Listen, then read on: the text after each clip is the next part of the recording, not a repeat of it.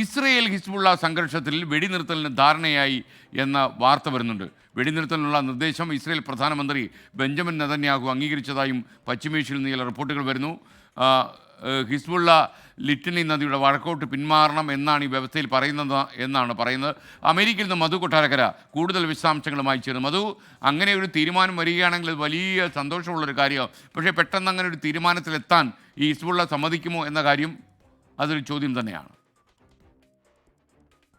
Good morning Esken. ഈ ദശാബ്ദങ്ങൾ ലെബനന് ശേഷം ലെബനൻ കണ്ട ഏറ്റവും വലിയൊരു യുദ്ധത്തിന് ഒരു താൽക്കാലിക ശമനം വന്നിരിക്കുന്നു എന്ന് തന്നെ നമുക്ക് വേണമെങ്കിൽ പറയാം.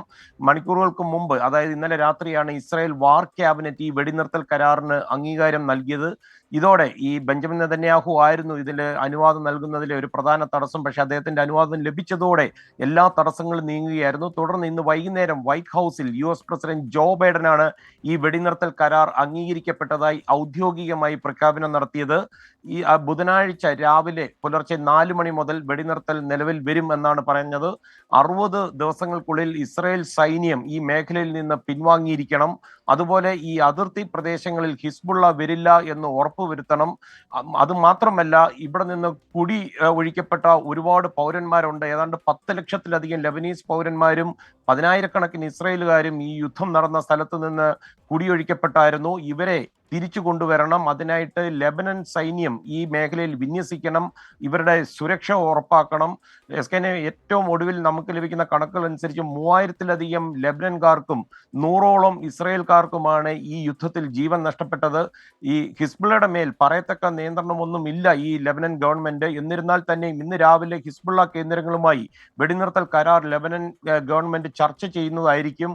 ഇതിലെ പ്രധാന നിർദ്ദേശങ്ങൾ അവർ മുന്നോട്ട് വെക്കുകയും ചെയ്യും.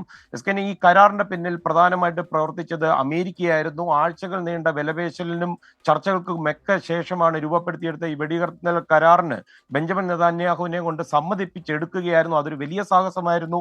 ഈ കരാർ അംഗീകരിക്കപ്പെട്ടതിന്റെ തൊട്ടു പിന്നാലെ ജോ ബൈഡനുമായി നെതന്യാഹു സംസാരിക്കുകയും ചെയ്തു. ഏതെങ്കിലും തരത്തിൽ ഇസ്രായേലിന്റെ സുരക്ഷയ്ക്ക് ഒരു ഭീഷണി ഉണ്ടായാൽ തിരിച്ചടിക്കുമെന്നാണ് നെതന്യാഹു പറഞ്ഞിരിക്കുന്നത്. ഇസ്കനെ, ഇന്നലെ രാത്രിയിൽ ഇസ്രായേൽ ജനതയോട് സംസാരിക്കവേ വെടിനിർത്തൽ കരാറിനെ വിമർശിച്ച് വലതുപക്ഷ തീവ്രപക്ഷ ഗ്രൂപ്പുകൾ വന്നിട്ടുണ്ടായിരുന്നു. അതിനുള്ളൊരു മറുപടി നെതന്യാഹു നൽകി. ഹമാസിനെ ഒറ്റപ്പെടുത്താനും അതുപോലെ ഇറാന്റെ ആക്രമണത്തിൽ അത് കൂടുതൽ ശ്രദ്ധ കേന്ദ്രീകരിക്കുവാനും ഈ സന്ധി ആവശ്യമായിരുന്നു എന്നാണ് നെതന്യാഹു വാദിച്ചിരിക്കുന്നത്. Esken. Thank you Madhu Kottarakkara.